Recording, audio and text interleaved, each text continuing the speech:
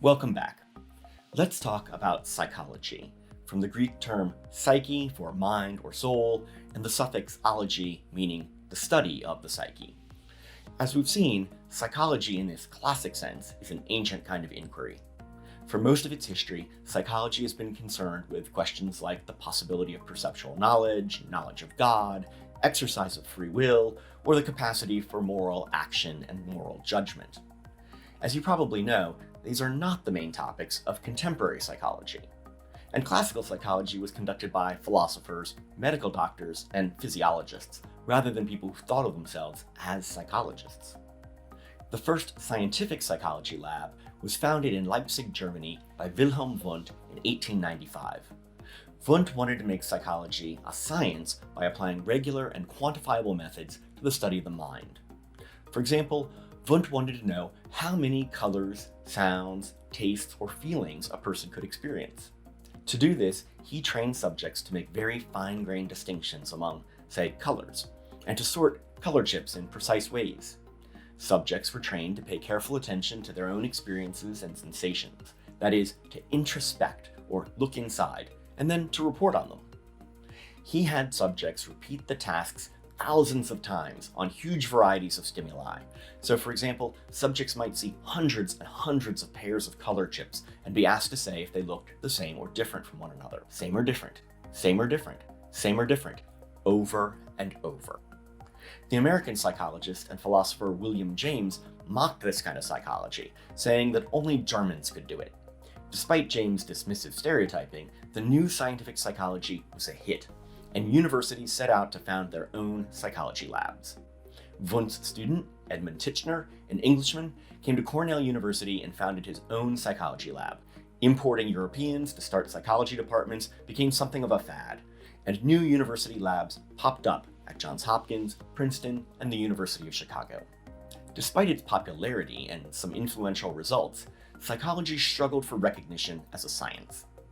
Some scientists thought that minds were just not the kinds of things that could be studied scientifically, but a bigger obstacle was created by the introspectionist methods themselves.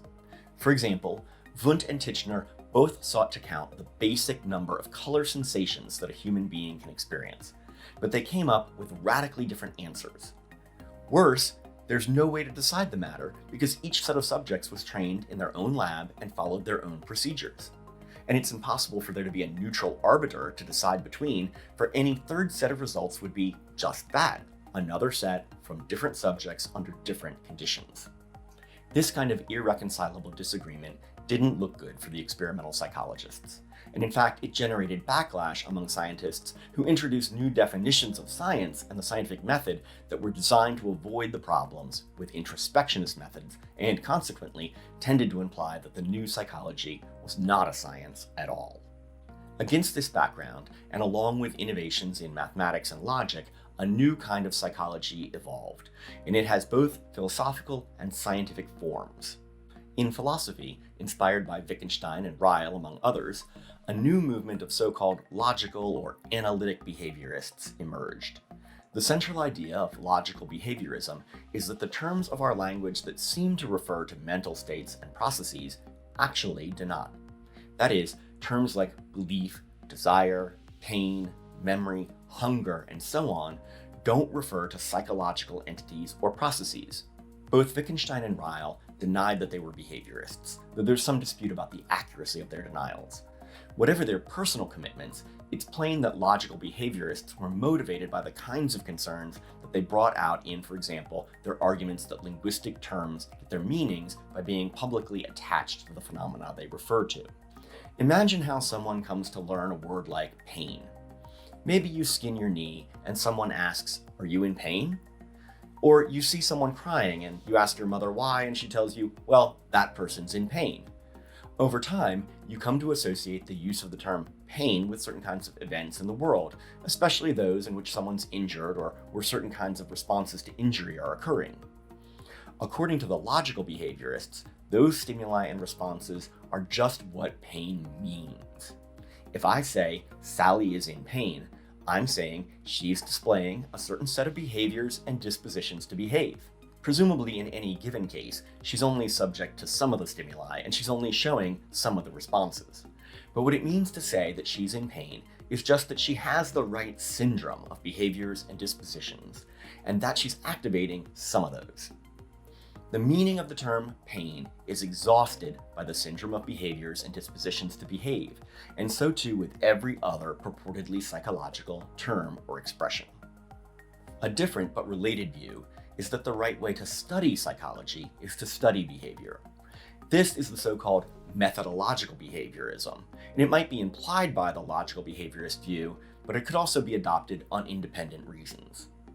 In a famous paper, John Watson announced that psychology, as the behaviorist views it, is the science of behavior. Note the change of emphasis here from the science of the mind to the science of behavior.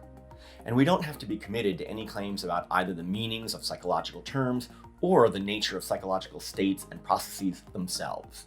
The claim is just that the study of psychology should precede by the study of behavior. Behaviors are public occurrences that can be observed, and not just by introspection of one individual, but by ordinary perception of multiple observers, and even by recordings in things like measurements or photographs. This avoids the problems that Wundt and Titchener had with irreconcilable observations, and it gives psychology the feel of a hard-nosed science. One inspiration for methodological or scientific behaviorism was the famous experiments by the Russian physiologist Ivan Pavlov with salivating dogs. Pavlov discovered that he could train dogs with what we now call classical conditioning to associate one natural response, salivation, from one stimulus, meat, to a different stimulus that's not naturally connected to the first, a ringing bell, for example. Without a doubt, the manipulation and control of behavior is one of the reasons that we're interested in psychology of people and animals. The methodological behaviorist formalizes that connection by, in a sense, skipping the middle step and going directly to the application. The subject matter and method of psychology just is those behaviors, not any murky or ephemeral mental states that are literally or metaphorically inside the subjects. Now, for a variety of mostly boring reasons, during the first half of the 20th century, the philosophical study of metaphysics, that is, inquiry into the nature and existence of things in the world, or the world itself, this kind of inquiry had become unfashionable. Often it was thought that metaphysics could be avoided altogether by reconfiguring apparently metaphysical questions as questions about the meanings of terms, and thus questions in the philosophy of language. Or else those questions could be reconfigured as questions about what kinds of experiments or observations are possible, and therefore as questions about science or about the philosophy of science. The mind-body problem, as I've presented it to you, is squarely metaphysical, but it's easy to see how it could be translated into a question about language, for example, about whether psychological terms and bodily terms have the same meanings or refer to the same things. And of course, if psychology is the study of behavior, then it's at least going to be tempting to conclude that psychological states and processes just are the behaviors and dispositions to behave that are studied by psychology, or that give meaning to psychological terms. So radical or metaphysical behaviorists hold that mental states just are the behaviors and dispositions to behave. Metaphysical behaviorism may or may not be implied by the logical behaviorist view about the meanings of psychological terms, but they certainly go well together. If pain is just a syndrome of actual and possible behaviors and dispositions to behave, then it sure makes sense that the meaning of the word pain is fixed by that syndrome. And of course, if belief or hunger are just such syndromes, then it makes sense that the study of those states or processes is the study of syndromes of behaviors and dispositions to behave. This background puts us in a good place to read a short excerpt from a book by perhaps the most famous behaviorist of them all, B.F. Skinner. In this section, Inner Causes, from his book Science and Human Behavior, Skinner argues that psychological explanations in terms of any purported causes of behavior are vacuous, and it doesn't make any difference whether those explanations appeal to immaterial souls or material brains. Notice that Skinner is appealing to a principle of simplicity or parsimony here that goes along with Aristotle's idea that the reason to believe in things is just that they allow us to explain the phenomena that we observe. So, from Skinner's point of view, if we can explain psychological phenomena entirely in terms of behavior, and if purported inner causes don't add to those explanations, then we have no reason to endorse those inner causes. Now keep in mind, Skinner doesn't think that our bodies are empty shells or deny that our physiology enables our behaviors. His point is that physiology, or its immaterial analog in the case of immaterial souls, that has nothing to do with psychology, because psychology for Skinner is the science of behavior. So physiology might be important for anatomy, biology, or medicine, but you shouldn't think that any of those inner mechanisms are psychological mechanisms. The objection to inner states, he says, is not that they don't exist, but they're not relevant. There are inner causes, to be sure, but there are no inner psychological causes. Some people think of behaviorism as implying a limitivism about the mental, the denial that there are mental states. A famous complaint is that behaviorists are feigning anesthesia when they say that they only know about things like their own pains indirectly by knowing about their behaviors. But that's not quite fair.